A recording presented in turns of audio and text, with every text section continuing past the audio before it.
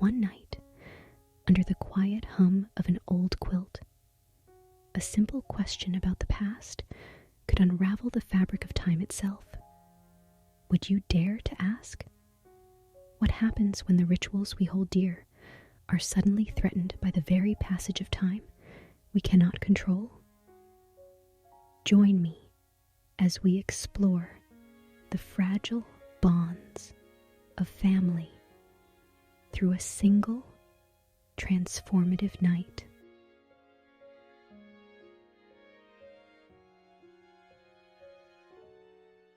This is Serene from Serenity Haven, and today I will be narrating the story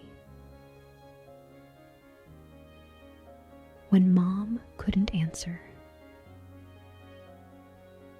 The question that shook our world.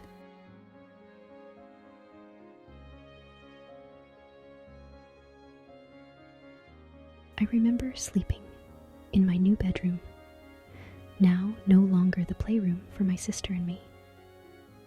The space once adorned with pink Barbies and colorful Legos was now filled with cream wooden furniture, each piece decorated with carved flowers and vines. My bed sheets were pretty too. A white quilt with soft pink seashells and sage seaweed. And most importantly, I was excited to no longer share a room with my sister.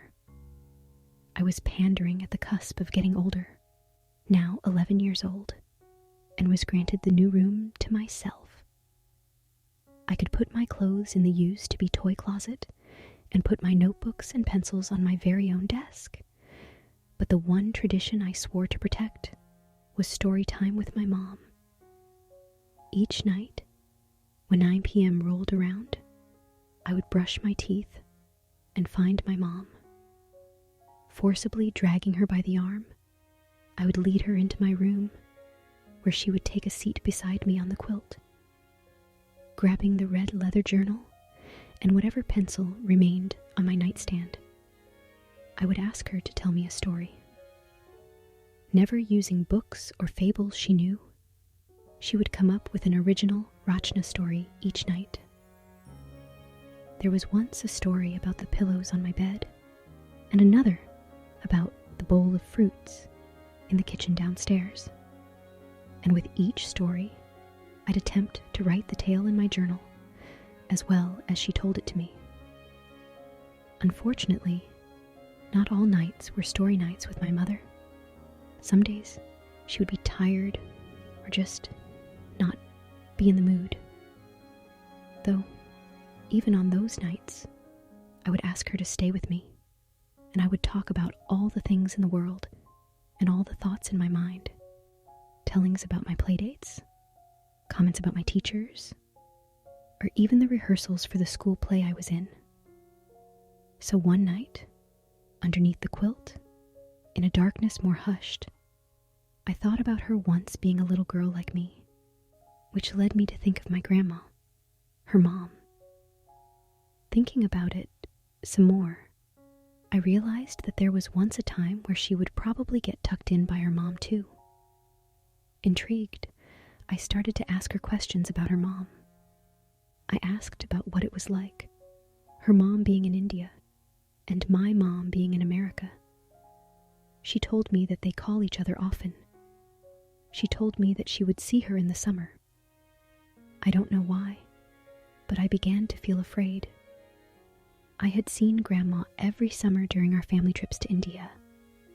The graying hair, the slower walk, the lull in her speech. I never enjoyed those trips to India, but at the moment, all I could feel was guilt for disliking the 8-hour connecting flights and the early morning drives to the airport. More than just guilt, though, I felt terrible at the idea of my mom also becoming so different. The idea of change felt terrifying. I had never seriously thought much about what it would be like, or how it would impact me. But perhaps that soul night, my worries might have accumulated to the point of asking, And so, with watery eyes, I asked her if she would always be there with me. I hadn't said it directly, but what I knew I was really asking was if she would ever die on me. Of course, she avoided the question. I think good parents tend to do that. She spoke of maybe going far away sometimes, but she never spoke of death, though even without its mention, my mind was filled with loss. I remember my thick curls touching my eyes as I shifted deeper in the sheets, because what would life be like without story times and nightly sessions of talking with my mom? In what world would my routine with her at 9 p.m. not be in my life? I felt safe in the quilt, its plush fabric, and the bumps at each of the seams, but it felt suddenly fleeting, like in just hours, the weight of the world would bear on my shoulders. It already felt like it did.